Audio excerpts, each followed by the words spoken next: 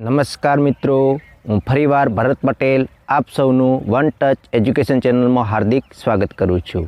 ભૂગોળ વિષયમાં આજે આપણે એચએસસી એક્ઝામ 2019ને અનુરૂપ બ્લુપ્રિન્ટ પ્રમાણે દરેક એકમની ચર્ચા કરવા જઈ રહ્યા છીએ, જેમાં આજે આપણે પ્રથમ એકમ માનવ ભૂગોળ પરિચયનો બ્લુપ્રિન્ટ પ્રમાણેના વિભાગ વાઇઝ પ્રશ્નોની ચર્ચા કરીશું। તો ચાલો જોઈએ એકમ 1 માનવ ભૂગોળ પરિચય। ગુણભાર 5 ગુણ। વિભાગ એ ની અંદર એક વિકલ્પ પૂછાય છે 1 ગુણ, વિભાગ બી ની અંદર એક પ્રશ્ન 1 ગુણ અને વિભાગ ડી ની અંદર 3 ગુણનો એક પ્રશ્ન પૂછાય છે। ભૂગોળ એ પૃથ્વી વિશે પદ્ધતિસરનો અભ્યાસ કરતું વિજ્ઞાન છે। ભૂગોળ યથાર્થતાને જાણવાના બદલે તેને સમજવાનો પ્રયત્ન કરે છે। ભૂગોળનું જ્ઞાન 2 અભિગમથી પ્રાપ્ત કરી શકાય છે: પદ્ધતિસર અભિગમ, પ્રાદેશિક અભિગમ। માનવ ભૂગોળ એ પદ્ધતિસર અભિગમની વિશેષ શાખા છે। સંશોધન યુગનો સમયગાળો 15મી સદીના ઉત્તરાર્ધથી 18મી સદી સુધી છે। જિયોગ્રાફિક જર્નાલિસ પુસ્તકના લેખક બર્નાર્ડ વેરેનિયસ છે।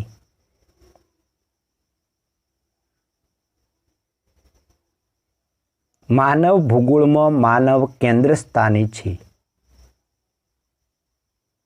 ભૂગોળના વિષયવસ્તુના 3 પેટા વિભાગો વેરેનિયસના મતે ખગોળ વિષયક લાક્ષણિકતાઓ, સ્થળીય લાક્ષણિકતાઓ, માનવીય લાક્ષણિકતાઓ। ભૂગોળની 2 શાખાઓ ભૌતિક ભૂગોળ અને માનવ ભૂગોળ। માનવીના ઘર તરીકે પૃથ્વીનો અભ્યાસ એ માનવ ભૂગોળનું પ્રથમ સોપાન છે। માનવ ભૂગોળની વ્યાખ્યાઓ।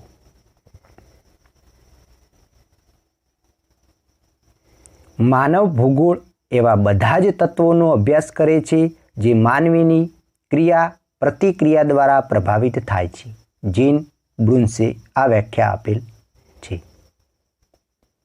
માનવ ભૂગોળ અસ્થિર પૃથ્વી અને ક્રિયાશીલ માનવી વચ્ચેના પરિવર્તનશીલ સંબંધોનું અધ્યયન કરે છે। આ વ્યાખ્યા કુમારી એલન સી સેમ્પલે આપેલ। ભૂગોળ વિષયવસ્તુના વિભાગો પ્રાકૃતિક પર્યાવરણ અને સાંસ્કૃતિક પર્યાવરણ, જે ફ્રેન્ચ અને ટેવાર્થે દર્શાવેલ છે।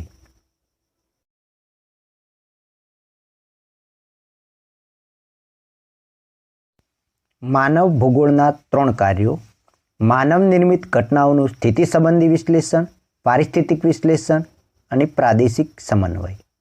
માનવ ભૂગોળના અભિગમો: ઐતિહાસિક અભિગમ કે જેની અંદર સમય સાથે થયેલા પરિવર્તનોનો અભ્યાસ થાય છે। ક્ષેત્રીય વિશ્લેષણ અભિગમ, જેમાં જે તે પ્રદેશની માનવ જીવનશૈલીનો અભ્યાસ થાય છે। પારિસ્થિતિક વિશ્લેષણ અભિગમ કે જેની અંદર પર્યાવરણ સાથે માનવી કઈ રીતે સમાયોજન સાધે છે જેનો અભ્યાસ કરવામાં આવે છે। નિશ્ચયવાદ વિચારધારા અને સંભવવાદ વિચારધારા વચ્ચેનો તફાવત। નિશ્ચયવાદ વિચારધારા મુજબ મનુષ્યની બધી જ પ્રવૃત્તિઓ અને ક્રિયાઓ પર્યાવરણ વડે નિયંત્રિત થાય છે, જ્યારે સંભવવાદ વિચારધારા મુજબ માનવી જ પ્રકૃતિના તત્વના ઉપયોગ સંબંધી નિર્ણય કરે છે। નિશ્ચયવાદ વિચારધારણા માનવીને નિષ્ક્રિય પરિબળ ગણે છે, જ્યારે સંભવવાદ વિચારધારણા માનવીને સક્રિય પરિબળ ગણે છે। નિશ્ચયવાદ વિચારધારણા એ માનવી પર પ્રકૃતિનો પ્રભાવ પડે છે એવું કહે છે, જ્યારે સંભવવાદ વિચારધારણા માનવીની ક્રિયાઓની અસર પ્રકૃતિ પર પડે છે એવું કહે છે। કુમારી એલન નિશ્ચયવાદ વિચારધારાના પ્રખર સમર્થક છે। સંભવવાદ શબ્દનો સૌપ્રથમ ઉપયોગ લુસિયન ફાવરે કર્યો હતો। નવનિયતિવાદી વિચારધારા ગ્રિફિથ ટેલરે રજૂ કરી હતી। નવનિયતિવાદ વિચારધારા મુજબ પ્રાકૃતિક નિયમોનું પાલન કરીને પ્રકૃતિના તત્વોનો ઉપયોગ માનવીએ કરવો જોઈએ। વર્તનલક્ષી અભિગમ: ભૌગોલિક પરિસ્થિતિ માનવીના વર્તન રહેણી-કહેણી પર અસર કરે છે, તે અંતર્ગત આ અભિગમની અંદર અભ્યાસ કરવામાં આવે છે, જે છે વર્તનલક્ષી અભિગમ। માનવ કલ્યાણલક્ષી અભિગમ: આ અભિગમ માનવ કલ્યાણ કરવાના પર ભાર મૂકે છે। માનવ સર્જિત અને કુદરતી હોનારતો, સમસ્યાઓ વગેરે બાબતે પ્રાદેશિક અભ્યાસ કરે છે। આ અભિગમ એવા પ્રકારની સામાજિક વ્યવસ્થા પર ભાર મૂકે છે કે જેના વડે વિશ્વના બધા જ નાગરિકો વિશ્વના બધા જ સંસાધનો પર સમાન અધિકાર અને નિયંત્રણો પ્રાપ્ત થાય. માનવ કલ્યાણલક્ષી અભિગમ વડે સામાજિક ન્યાયનો હેતુ પાર પાડી શકાય છે. આપણે મિત્રો ભૂગોળ માટે બોર્ડની પરીક્ષાને ધ્યાનમાં રાખી અને એક સરસ મજાની મોસ્ટ ટોપિક ઈ બુક તૈયાર કરેલ છે. એ બુક તમે ડાઉનલોડ કરવા માટે ઈચ્છતા હો તો ડિસ્ક્રિપ્શનમાં આપેલ લિંક પર જઈ અને ડાઉનલોડ કરી શકો છો. હવે આપણે જોઈએ આઈએમપી પ્રશ્નો કે જે વિભાગ વાઇઝ વિભાગ એની અંદર જે વિકલ્પો પૂછાય છે તે જોઈએ. વિભાગ બીની અંદર હેતુલક્ષી પ્રશ્નો અને વિભાગ ડીની અંદર જે માગ્યા મુજબના પ્રશ્નો 3 ગુણના પૂછાય છે તે આઈએમપી પ્રશ્નોની આપણે ચર્ચા કરીશું. મિત્રો તમારે વિભાગ એ અને વિભાગ બીના પ્રશ્નો છે એ પ્રશ્નોના જવાબ મને કોમેન્ટમાં લખી મોકલવાના છે, જેથી કરી અને તમને પણ તે પ્રશ્નોના જવાબની જાણકારી મળી રહી અને છેલ્લે હું તમને કોમેન્ટમાં એ પ્રશ્નોના જવાબ આપી દઈશ. તો ચાલો જોઈએ વિભાગ એની અંદર જે વિકલ્પો પૂછાય છે તે આઈએમપી ખાસ અગત્યના આ પાઠના આઈએમપી પ્રશ્નો. નિયતિવાદના પ્રખર સમર્થક કોણ હતા? એ કાન્ટ, બી ક્યુએલન Semple, C Ritter, D Humboldt. પ્રશ્ન 2. જિયોગ્રાફિયા જનરાલિસ પુસ્તકના લેખક કોણ છે? A Lucien Febvre, B Bernard Varenius, C Aristotle, D Strabo. 3જા નંબરનો પ્રશ્ન.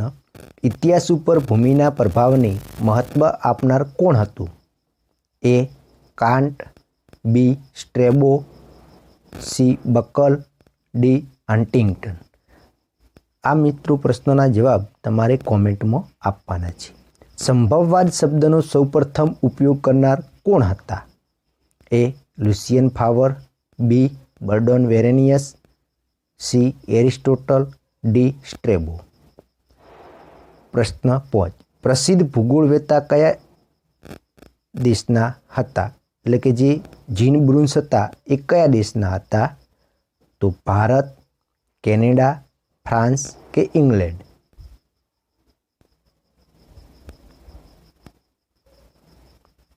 હવે વિભાગ બીની અંદર જે હેતુલક્ષી પ્રશ્નો પૂછાય છે 1 ગુણના તે આઈએમપી પ્રશ્નોની ચર્ચા કરીએ. પ્રશ્ન 1. નવનિયતિવાદ વિચારધારા કોણે રજૂ કરી હતી? ખૂબ જ આઈએમપી પ્રશ્ન છે. પ્રશ્ન 2. કયા સમયગાળાને સંશોધન યુગ કહેવામાં આવે છે? પ્રશ્ન 3. સામાન્ય ભૂગોળ કઈ વિગતોનો અભ્યાસ કરે છે? પ્રશ્ન 4. માનવીના સેવા ક્ષેત્રો જણાવો. પ્રશ્ન 5. બધા જ પ્રકારની સંભાવનાઓનું સ્વામી કોણ છે? પ્રશ્ન 6. બિનસાંપ્રદાયિક દેશોના ઉદાહરણ આપો. પ્રશ્ન 7. જીન બ્રુસે આપેલી માનવ ભૂગોળની વ્યાખ્યા જણાવો. આ વિભાગ બી માટેના ખૂબ જ અગત્યના આઈએમપી પ્રશ્નો હતા જે તમારે તૈયાર કરી દેવાના. વિભાગ ડી માટેના આઈએમપી પ્રશ્નો કે જે દરેક પ્રશ્ન એક પ્રશ્ન આ પાઠમાંથી પૂછાય છે અને તે પ્રશ્ન રહેશે 3 ગુણનો. તો જોઈએ પ્રશ્ન 1. માનવ ભૂગોળના 3 કાર્યો સ્પષ્ટ કરો. પ્રશ્ન 2. માનવ ભૂગોળના અભિગમોની તુલના કરો. પ્રશ્ન 3. માનવ કલ્યાણલક્ષી અભિગમ એટલે શું? અને પ્રશ્ન 4. નિશ્ચયવાદ વિચારધારા અને સંભવવાદ વિચારધારા વચ્ચેનો તફાવત આપો. આ ખૂબ જ અગત્યના પ્રશ્નો છે જે તમારે તૈયાર કરી દેવાના અને જે પ્રશ્નો વિભાગ એ અને બીના પ્રશ્નો હતા એ પ્રશ્નોના જવાબ મને તમે કોમેન્ટમાં મૂકતા રહેશો. આવા વિડીયો મિત્રો દરરોજ સવારે અને સાંજે એક વિડીયો અપલોડ કરવામાં આવશે. તો તમે આ ચેનલને સબસ્ક્રાઈબ ન કરી હોય તો હજી સુધી કરી નાખો, જેથી કરી તમને દરેક વિડીયોની જાણકારી મળતી રહે.